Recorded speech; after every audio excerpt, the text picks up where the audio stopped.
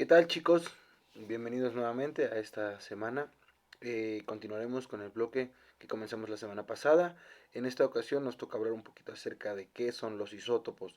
Eh, en nuestra semana previa encontramos algunas definiciones para saber bien qué era el modelo atómico, cómo es que a lo largo del tiempo fue evolucionando, cómo es que a lo largo del tiempo se fueron encontrando diferentes partículas que componen el átomo.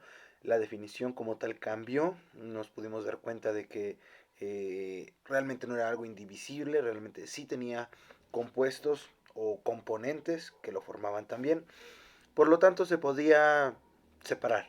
Entonces, hoy hablaremos acerca de los isótopos. Los isótopos son diferentes clasificaciones para un mismo elemento que nosotros tenemos.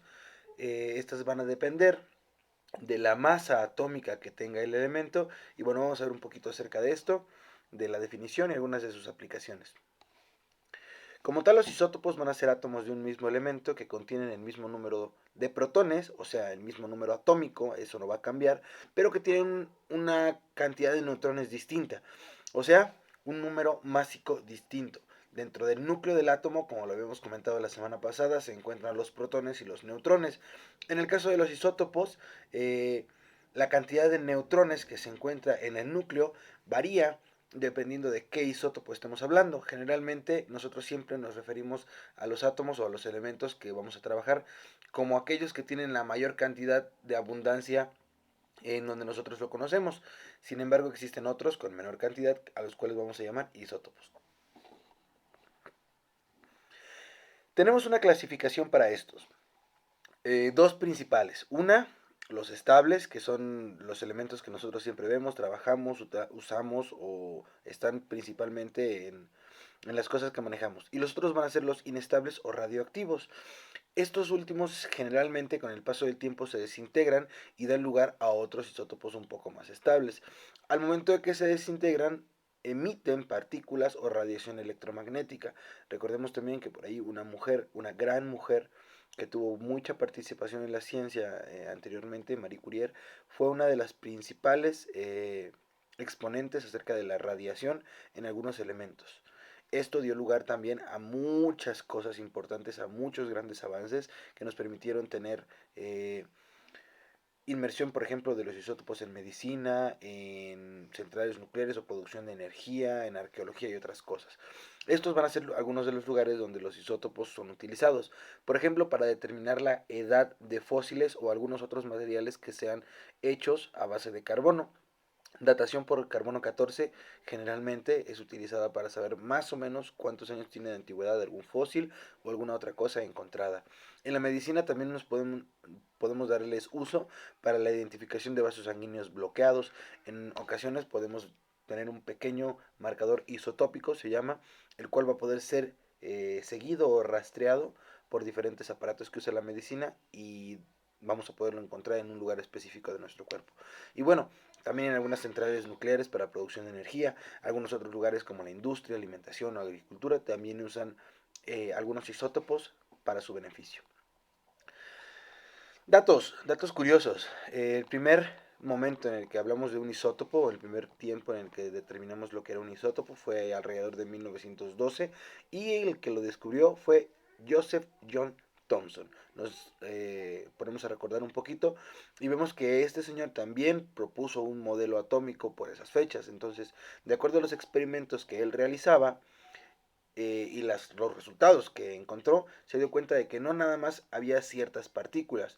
Él hizo pasar neón a través de un pequeño tubo luminoso y los iones se desviaron por medio de campos eléctricos y magnéticos. De esta forma él pudo demostrar que hay un elemento estable neón que existe en una forma, pero también pueden existir otros elementos, bueno, otros tipos del mismo elemento que van a tener comportamientos distintos. Entonces, de este modo él pudo encontrar al menos para el neón dos isótopos llamados neón 20 y neón 22. Todos estos dependiendo de su masa. Bueno, hay algunas repercusiones que no siempre son malas. Las emisiones de rayos gamma, por ejemplo, son utilizadas también en la medicina para pacientes con cáncer, para neutralizar o eliminar algunas de las células que queremos nosotros atacar. Hay unas repercusiones también en el mal manejo, en el mal uso de este tipo de isótopos. por ejemplo con la contaminación en centrales nucleares o algunos otros accidentes que han existido. Hay enfermedades respiratorias muy importantes que pueden ser causadas también y algunas otras cosas por mal manejo como pérdida de cabello, náuseas, vómitos debido a la radioactividad de estos elementos. Es bueno obtener energía, por ejemplo, a partir de estos elementos. Bueno, en cierta parte, ya que producimos una gran cantidad de energía en un pequeño tiempo, pero pues sí lleva sus consecuencias, ¿no? Tenemos contaminaciones atmosféricas, problemas a la salud, accidentes nucleares como los que se llevaron a cabo en Chernobyl, por ejemplo, o en Japón también, en aquella vez que hubo un tsunami. Entonces sí es algo muy complicado de manejar, que requiere mucho cuidado, pero que si se hace bien podemos tener muchos beneficios, chicos. Hasta aquí lo de isótopos. Chicos, ahora un poquito acerca de la configuración electrónica, algo muy rápido. Esto nos va a dar una idea de cómo se ubican los elementos en cuestión a los electrones que se encuentran en sus órbitas. Habíamos quedado cuando vimos lo del módulo atómico que tenemos un núcleo y alrededor de este núcleo, que está formado por neutrones y por protones, estarán alrededor girando los electrones. Entonces, dependiendo de cuántos electrones tengamos nosotros en un átomo, estos van a ser distribuidos a lo largo de distintos niveles o distintas capas. Y la configuración electrónica nos permite saber dónde se encuentran estos de acuerdo al nivel de energía que manejan. Nos va a servir nuevamente para ordenar a los elementos de la tabla periódica y además va a tener una representación de un modelo atómico mecano cuántico, donde vamos a enseñar los niveles, subniveles y algunos de los orbitales donde se van a ubicar estos electrones. La configuración electrónica tiene algunos principios básicos, específicamente son 4. Uno es el principio de la mínima energía. Los electrones se van a ir ubicando de acuerdo a nivel con menos energía. Los que tienen menor nivel de energía se van a ubicar más cerquita del núcleo y los que tienen un nivel de energía mayor se van a ubicar más lejos del núcleo. El segundo principio es el principio de exclusión de Pauli, donde nos dice que no puede haber dos electrones con cuatro o con los cuatro números cuánticos iguales en un solo orbital. Ahorita vamos a ver. Del lado derecho, por allá, nosotros tenemos una imagen acerca de cómo es la configuración electrónica y podemos ver líneas descendentes de derecha a izquierda, que va a ser el tipo de comportamiento que vamos a tener. Cada uno de los elementos que nosotros encontremos en la tabla periódica tiene una configuración electrónica específica que nos va mostrando cuántos electroncitos tenemos en cada uno de los niveles. Bueno, el tercer principio es el de Hund o de la máxima multiplicidad.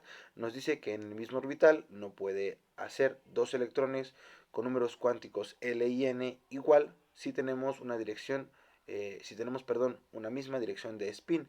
El spin va a ser la posición de nuestro último electrón en cuestión a si está hacia arriba o si está hacia abajo.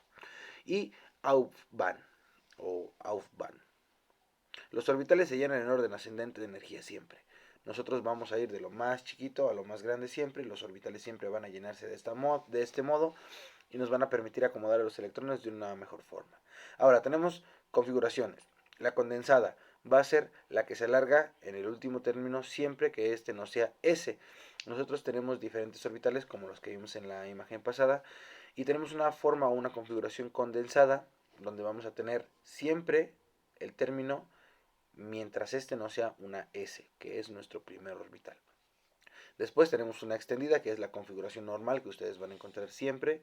Luego tenemos también los diagramas de orbital, que van a ser cuando se llenan las casillas de los orbitales con electrones, llenando siempre todos los positivos y luego todos los negativos. Y la parte de los nobles, cuando nosotros podemos utilizar uno de los gases nobles, los que se encuentran hasta el último de este lado de nuestra tabla periódica, bueno, depende de qué lado me vean, se utilizan y se llaman kernel. Nosotros podemos acortar cualquier elemento con un gas noble anterior. Se conoce generalmente siempre la configuración de los gases nobles y podemos utilizarlo como una base y de ahí seguir para no tener que escribir absolutamente toda la configuración de nuestro elemento. Ahora, la capa de valencia, esta va a ser el nivel energético de mayor hacia adelante, tomando el número cuántico principal. Tenemos aquí un ejemplo de cómo va una configuración electrónica de 1s, 2s y 2p, luego 3s, 3p y luego 4s. Nos dimos cuenta de que, por ejemplo, en el primer nivel nada más tenemos al orbital s, en el segundo tenemos a s y a p, en el tercero tenemos nuevamente a s y a p, y tenemos uno más, pero por la configuración tenemos que irnos a s después. Nos dice acá, en este caso, la capa de valencia tomaría el 4s y su electrón 2, por ejemplo, por lo cual el periodo sería un número cuántico principal 4 y su grupo el electrón 2. Todo esto, chicos, lo pueden ver también en la aplicación que les recomendé la otra vez, como tip, si no estoy mal y si no mal recuerdo. Ahí tenemos también las configuraciones electrónicas para prácticamente todos los elementos. Es de gran ayuda esta tabla periódica que les pasé la otra vez. Algunas excepciones. Toda la línea del cromo y del cobre tienen una configuración extendida especial. El S, el orbital S, el más chiquito, pierde un electrón para dejar a D de una forma estable. Eso se logra cuando se tiene la mitad o todos los electrones, más o menos de 5 a 10. Esto es, chicos, a grandes rasgos, lo que es la configuración electrónica.